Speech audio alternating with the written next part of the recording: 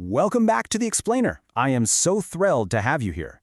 Today, we're basically playing the role of linguistic detectives. We're rolling up our sleeves and diving straight into the raw text of Surah 5, also known as Al-Ma'idah. Our goal?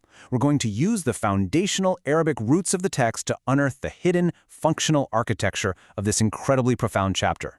We're not relying on outside assumptions here. We're letting the text's own structure speak entirely for itself. All right, let's get into it. So this brings us to the big, central question driving our whole explainer today. What actually happens when a community is handed perfectly clear, unmistakable guidance? Now, on paper, that sounds like it should be a straightforward success story, right? Well, as we're going to see, the text actually sets up this fascinating narrative arc. It pits the very human, frankly universal tendency to distort rules and look for loopholes right up against the text's own built-in systems of accountability. Section 1. The Heavenly Table, Test of Responsibility. You know, when we look at ancient texts like this, we so often bring a ton of cultural baggage with us. But today, we're stripping all of that away just to see what the core words are actually doing. Let's start with the root of the surah's title itself, Ma'idah. It comes from the root letters Mim, Ain, Del. The story in the text describes the disciples of Isa, or Jesus, demanding a literal miracle, specifically a table spread with food sent down from the sky. They wanted the ultimate proof. But here's the thing, the text frames this provision in a highly specific way. This wasn't just some free gift or a magical party trick. Isa asks for it to be an Eid, a recurring reminder. And the response from the heavens makes it crystal clear that this provision comes with some severe accountability. Because once you actually receive the clear proof you begged for, the test of what you do with it becomes incredibly strict. So yes, the table is a provision, but fundamentally, it's a massive test of responsibility. Section 2. Fulfilling Contracts, the Knotted Ties. To really see how this accountability builds into the very foundation of the text, we have to look at verse 1. The surah kicks off with this massive command, O you who have attained trust, fulfill the uqud. Let's break down that root, Ain Kaf Dal. Physically, it translates to knots, binding agreements, or ties that obligate you. Think about physically tying a literal knot. It connects things firmly together, right? So the absolutely crucial takeaway here is that right out of the gate, the text is demanding functional, binding commitments to reality, to your community, and to yourself. It completely bypasses superficial religious identity. It's not saying, fulfill your rituals. No, it's saying, fulfill your knots, your actual, real-world obligations. Section 3. Pattern of Distortion, Universal Human Flaw. So, historically speaking, what actually happens when humans are handed these tightly knotted contracts? Well, the text outlines this incredibly striking, universal cycle of human failure. Step 1, the covenant is given. The terms are made explicitly clear to groups like Bani Israel and others. Step 2, the breach happens. Because, let's face it, people inevitably drop the ball. Step 3, hearts harden. Instead of repenting or course-correcting, people just dig their heels in. And finally, Step 4, distortion follows. To justify those hardened hearts and broken contracts, they actually go in and change the guidance itself. This isn't just some ancient historical anecdote. The text is presenting this as a universal human blueprint. It's exactly what we do when we just don't want to follow the rules. Now that fourth step, distortion, has a very specific term in the text, tahrif. It's from the root ha-ra-fa, and it literally means to turn aside or to shift words from their proper contexts and places. So the key thing to grasp here is that distortion doesn't necessarily mean erasing the text entirely. It's way more subtle than that. It's shifting the context. It's cherry-picking.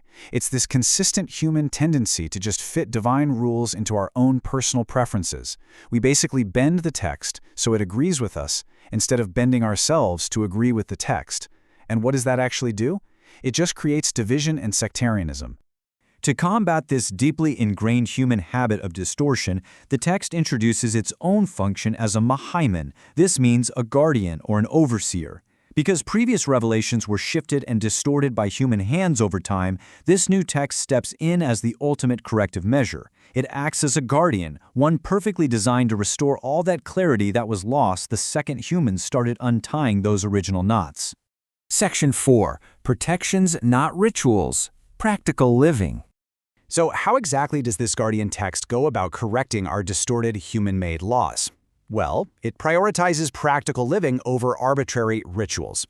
Take the concept of tayyibat, for example. When the text discusses dietary instructions, what you can and cannot eat, it doesn't frame them as a checklist for false piety. It's not a way to prove how religious you are. It explicitly tells the believers that what is permitted are the tayyibat, the wholesome things that are just naturally good and clean. The few prohibitions it does mention, like consuming blood or carrion, are not arbitrary spiritual hurdles. They are highly functional physical protections for human well-being. The rule is actually beautifully simple. Don't restrict what is inherently wholesome, and don't consume what is inherently harmful. Okay, prepare yourself, because this is a massive aha moment. When we contrast our traditional historical assumptions with the raw textual mechanics we've just been uncovering, the difference is honestly staggering.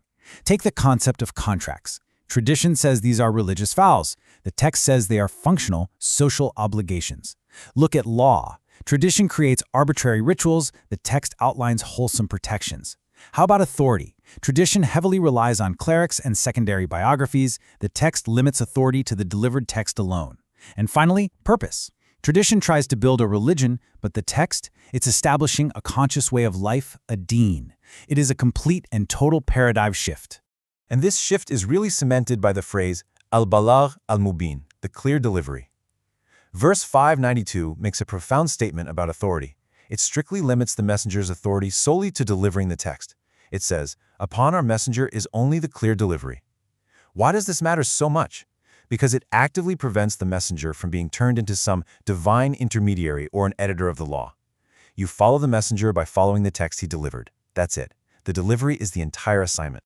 Section 5. A perfected system, self-sufficient guidance. To truly grasp the perfection of this framework, we need to zoom out. We have to shift our focus to the cosmic scale of the day of gathering. I really want you to feel the gravity of this quote from verse 5:3. "This day I have perfected for you your deen and completed my favor upon you." Think about the sheer logic here. If a system is declared mathematically and functionally perfected and completed by its creator, what does that actually mean for us? It means it requires absolutely zero secondary sources, no human additions, no external footnotes, and no clerics are needed to make it function properly. The favor literally is the self-sufficiency of the text. And because this system is completely perfect and self-sufficient, your role within it becomes intensely personal. Verse 505 lays it out. Alaykum anfusakum. Your concern is your own selves. You absolutely cannot force this guidance onto anyone else. You can't micromanage your neighbor's knots while totally ignoring your own. The ultimate focus of this perfected system is your own personal accountability. It's all about how you as an individual interact with the clear delivery you've been handed.